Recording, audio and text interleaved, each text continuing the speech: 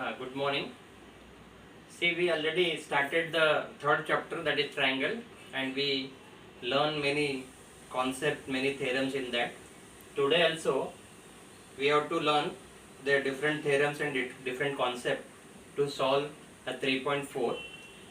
So first the theorem is perpendicular bisector theorem. This theorem is called as perpendicular bisector theorem, and first you have to learn this theorem, and this is also asked in your exam to prove this theorem. Okay, this is easy theorem. First, what is the statement of theorem? We have to know the statement. See the statement. What is the statement? Every point on the perpendicular bisector of a segment is equidistant from the end point of the segment. Okay, the theorem is, if we can draw a perpendicular bisector of any segment, then any point on that perpendicular bisector is always equidistant from the end point of the segment. This is the statement. In this statement, two parts are there again. One is given and other is to prove. Now what is given?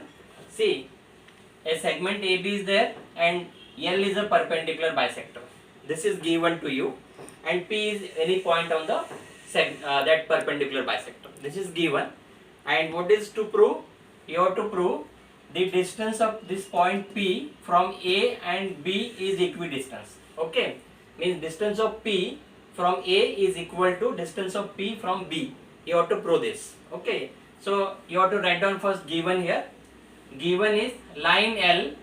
Line L is the perpendicular bisector of segment AB. Line L is the perpendicular bisector of segment AB at point M, and this perpendicular bisector passing through the point M of segment AB.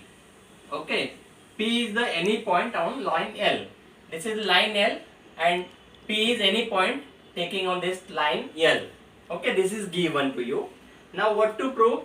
You have to prove this point P is equidistant from A and B. It means PA is equal to PB. You have to prove PA is equal to PB. See, to prove PA is equal to PB. Now how to prove? So which information is given here? You have to prove by that information. But here the given information is very less, so you have to construct here. So draw a segment PA and segment PB. First you have to join this PA and this PB. If you join PA and PB, then you get two triangles. Okay, and by these two triangles you can prove that this point P is equidistant from A and B. Now how to prove? See, proof here.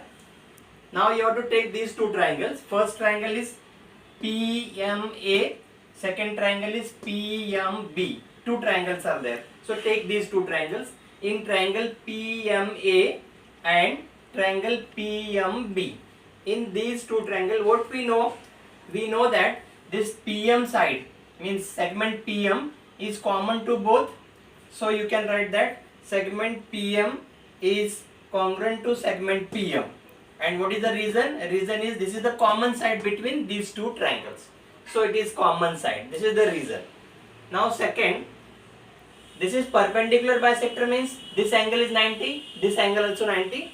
So you can say that angle PMA is congruent to angle PMB. See, angle PMA is congruent to PMB because reason is each 90. Both are having the measure 90. So they are equal. Now third one, see here, we already know that this is perpendicular bisector, means it bisects the segment AB. So AM is equal to MB or BM. AM is equal to BM because this is perpendicular bisector. Bisector means this line made two equal part of AB. So this is one part and this is another part. Both are equal. So then you can say that AM is equal to BM. So AM is equal to BM because it is given. It is perpendicular bisector. It is given. So by the theorem, first by the given information, you can say that what you can say. See, using the test side, angle, side, you can say that triangle PMA is congruent to triangle PMB. These two triangles are congruent, and if these two triangles are congruent, then remaining parts are also congruent. Means remaining part is this part. These two sides are already taken already. So one more side is there, PA and PB. So you can say that segment PA is congruent to segment PB. Segment PA is congruent to segment PB. What it means? It means P is equidistant from A and B. Okay, so this is proved. Hence you can prove the point on the perpendicular bisector of any segment is always equidistant from the end points. Okay, so this is said that perpendicular bisector theorem. It is called as perpendicular bisector theorem. Okay, now we go to the next theorem. Now the next theorem you have to prove, that is angle bisector theorem.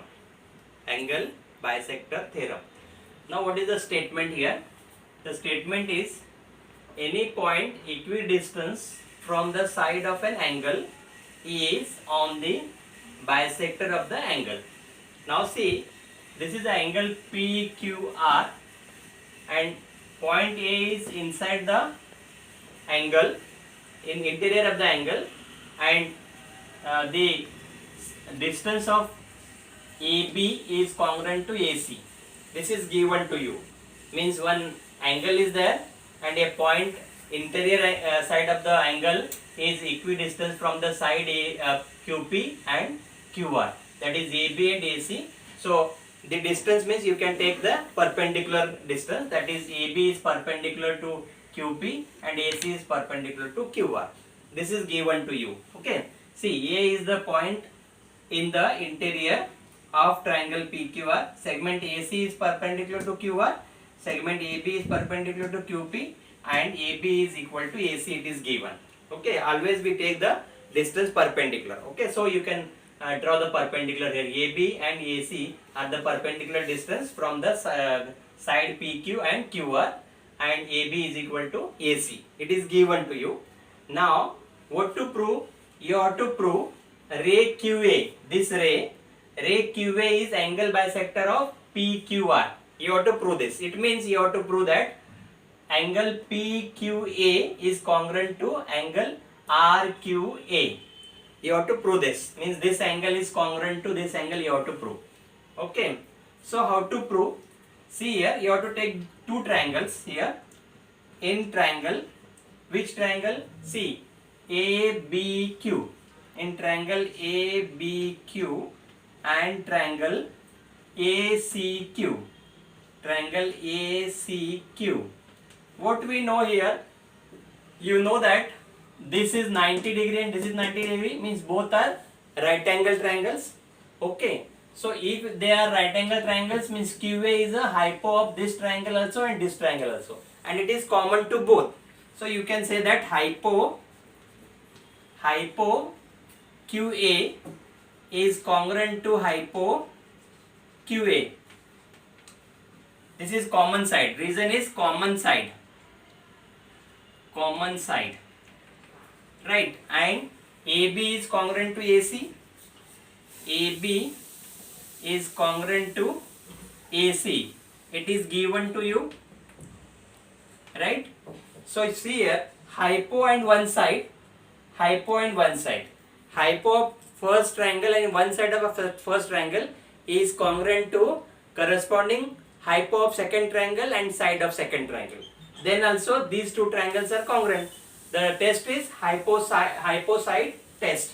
So you can say that triangle ABQ is congruent to triangle ACQ by hyposide test.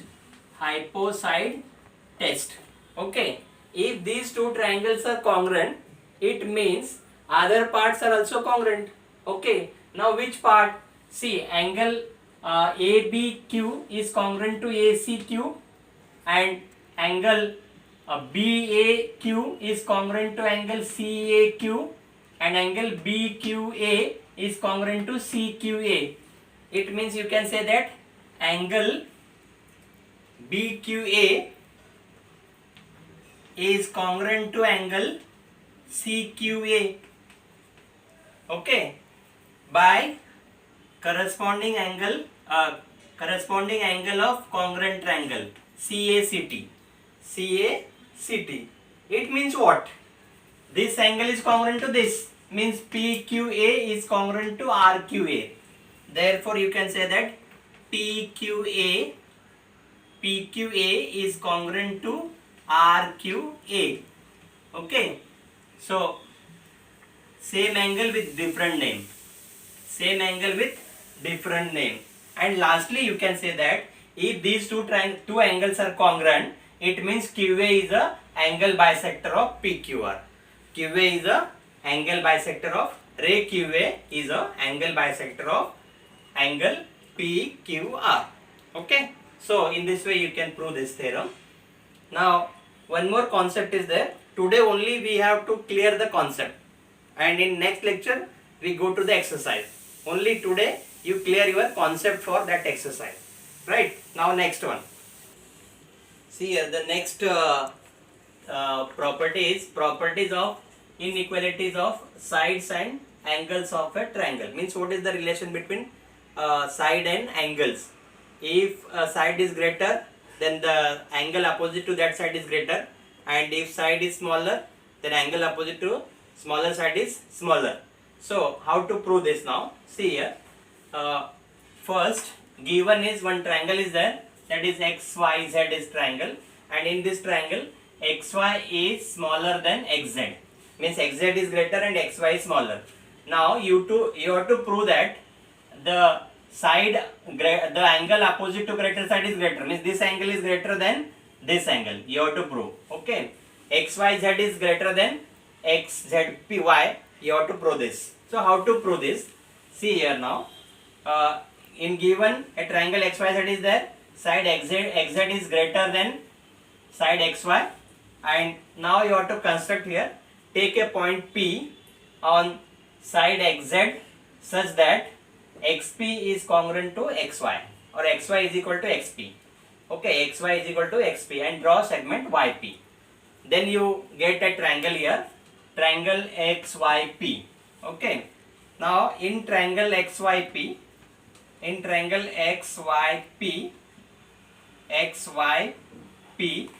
what we know, XY is equal to XP, it is construction. So you can say that XY is congruent to XP. It is construction. You already construct this. Okay. So it means it is isosceles triangle. By the theorem of isosceles triangle, you can say that angle XYP is equal to angle XPY. By the theorem of isosceles triangle.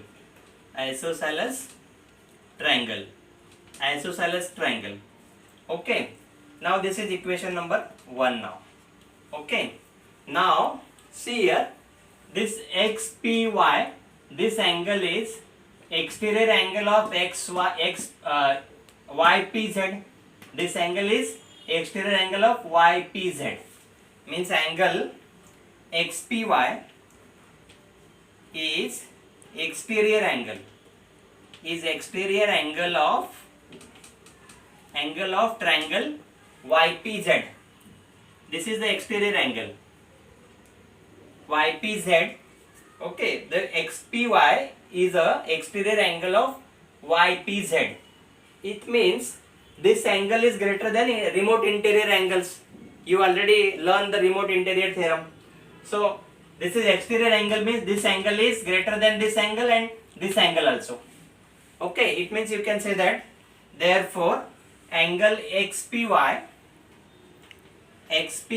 is greater than angle PYZ, or you can say that this angle XYP, angle XYP is greater than XYP is greater than angle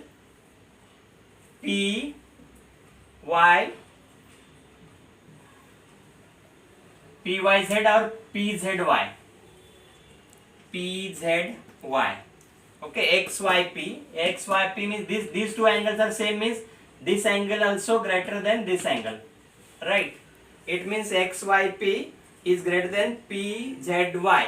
Right? It means, see here, XYP is greater than Z, it means XYZ also. Therefore, XYZ is also greater than angle PZY. Okay. So it means what? It means angle, see here, angle XYZ is greater than angle XZY. XZY. Right? Means this angle is greater than angle Z. Simply you can say that angle Y is greater than angle Z. So see now, this is a greater side, the angle opposite to greater side is Y. So Y is greater than, is here greater than angle Z. Z angle is the opposite angle of XY, and XY is smaller. So if the side is smaller, the angle opposite to that side is smaller, and if side is greater, the angle opposite to that side is greater. So in this way you can prove that is. Right? Now, see, in next lecture, we go to the exercise. By using these three properties, three theorems, you can solve the next exercise. So, here we have to stop, and I will give the assignment in this, only the theorems. You have to write down the theorems 2 times. Means only the first theorem, that is perpendicular bisector theorem, you have to write down 2 times, and one more theorem is there, angle bisector theorem. You have to write down that theorem 2 times. It is not given in books also. Okay, only short theorem is given. You have to prove that theorem. I already explained all the steps in that theorem. So you have to prove by this explanation. Okay, not by that book. In book only the main steps are given. The total theorem is not proved there. Only steps are given. You have to prove all the steps. Right? So thank you.